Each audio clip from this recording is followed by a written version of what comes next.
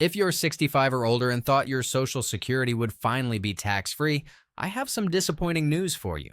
The sweeping promise to eliminate taxes on Social Security benefits has been quietly replaced with something much smaller and far more limited.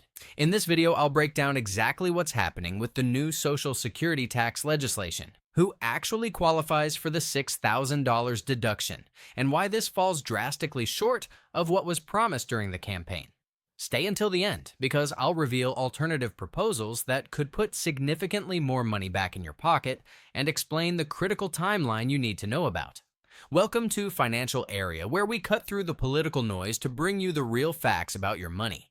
If you find this valuable, hit that like button and subscribe for more honest financial breakdowns. Let's start with what was actually promised versus what we're getting. During the 2024 presidential campaign, Donald Trump made a crystal clear commitment to millions of American seniors. He promised to completely eliminate taxes on Social Security benefits. This wasn't a footnote in a policy paper or a vague suggestion. It was a headline promise repeated at rallies across the country. Combined with his pledges of no tax on tips and no tax on overtime, the idea of untaxed Social Security became a central pillar of his campaign, resonating with millions of seniors who saw their retirement income diminished by federal taxes every year. But here's where campaign promises meet legislative reality. Once in office, the administration and Congress face something called the reconciliation process, a complex legislative maneuver that allows certain budget-related bills to pass the Senate with just 51 votes instead of the usual 60. This sounds great in theory, but there's a catch. The reconciliation process is governed by something called the Byrd Rule, which restricts what can actually be included in these bills. The Byrd Rule prevents provisions that would massively increase the federal deficit beyond a 10-year window or are considered extraneous to the budget. So what happened to that sweeping promise to eliminate Social Security taxes entirely? It got crushed by these legislative constraints. Instead of the complete elimination that was promised, lawmakers settled on a much more modest proposal, a temporary tax deduction for seniors. And even this watered-down version barely made it through Congress. The bill passed the House by just one vote, literally one vote. Several Republicans opposed it, viewing it as excessive government spending, which tells you everything you need to know about how fragile support is for even this limited relief. Now let's talk about what you're actually getting with this $6,000 deduction, because the details matter enormously. First, understand that this started as a $4,000 deduction in the House version, and the Senate bumped it up to $6,000. That might sound like progress, but let's be clear about what a deduction actually means for your wallet.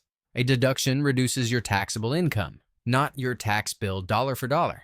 So if you're a senior with $30,000 in annual income from Social Security and retirement plans, this $6,000 deduction would reduce your taxable income to $24,000. Depending on your tax bracket, you might save a few $100s, welcome relief, sure, but hardly the game-changing elimination of taxes that was promised. But here's where it gets really restrictive.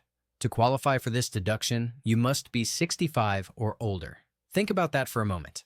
Many Americans start collecting Social Security at age 62, which means they're completely excluded from this relief. The income limits are equally restrictive. You must earn less than $75,000 annually if you're single, or less than $150,000 if you're married filing jointly. While these might sound like reasonable limits, they effectively exclude many middle-class retirees who might have modest pensions or retirement account distributions on top of their Social Security. And here's the kicker that really shows you where priorities lie. This deduction is temporary. It lasts exactly 3 years and then disappears.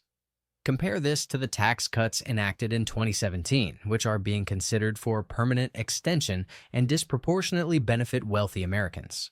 So while working-class seniors get a temporary limited deduction that expires in 2028, the wealthy get permanent tax relief.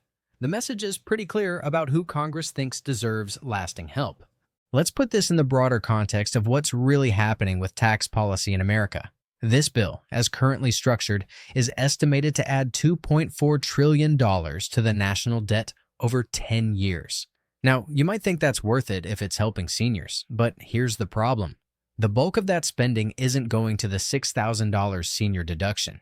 Most of it is going to permanent tax cuts, that primarily benefit higher income Americans. Meanwhile, there's already talk about offsetting this increased spending by cutting essential social programs like Medicaid and SNAP benefits. Think about the irony here. Seniors might get a temporary $6,000 deduction, but if Medicaid gets cut, many of those same seniors could lose access to long-term care coverage or prescription drug assistance that's worth far more than $6,000 annually. It's a classic case of giving with one hand while taking away with the other, except what you're taking away is often more valuable than what you're giving. So, what would actually help seniors in a meaningful way?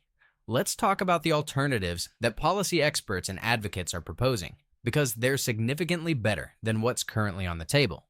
First, instead of a deduction, how about a tax credit? The difference is enormous. A tax credit reduces your tax liability dollar for dollar, whereas a deduction only reduces your taxable income. For seniors with limited income, a credit could be far more valuable. A $3,000 tax credit, for example, would save you $3,000 in taxes, period. That's real money that stays in your pocket. Even better, there's discussion about making this credit available on a monthly basis, similar to how the expanded child tax credit worked. Imagine receiving $250 per month throughout the year, instead of waiting for tax season to see your savings. For seniors living on fixed incomes, that monthly payment could make the difference between paying for medications or skipping doses, between keeping the heat on or bundling up in blankets. Another proposal that makes infinitely more sense is lowering the age threshold to 62 instead of 65. This would encompass the vast majority of Social Security recipients, rather than arbitrarily excluding those who started benefits early. Remember, many people start Social Security at 62 out of necessity, not choice. They might have health issues, job loss, or caregiving responsibilities that forced early retirement.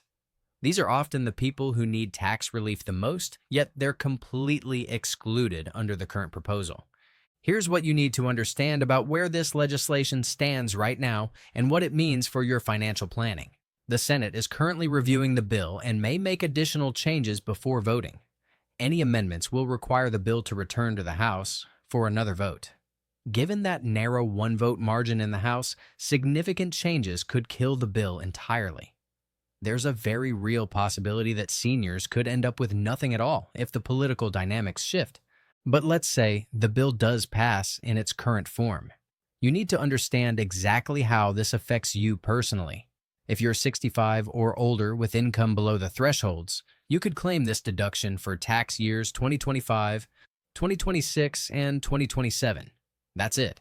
Come 2028, unless Congress acts again, this relief disappears. Meanwhile, you need to plan for the reality that other safety net programs might face cuts to pay for the broader tax package.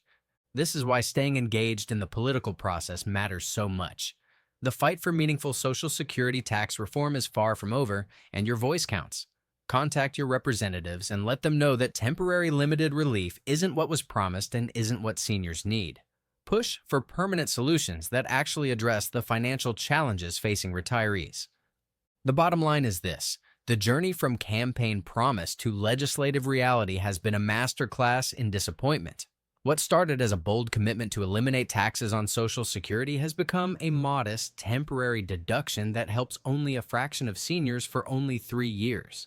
While wealthy Americans secure permanent tax cuts, working-class retirees get crumbs that disappear just when they might need them most.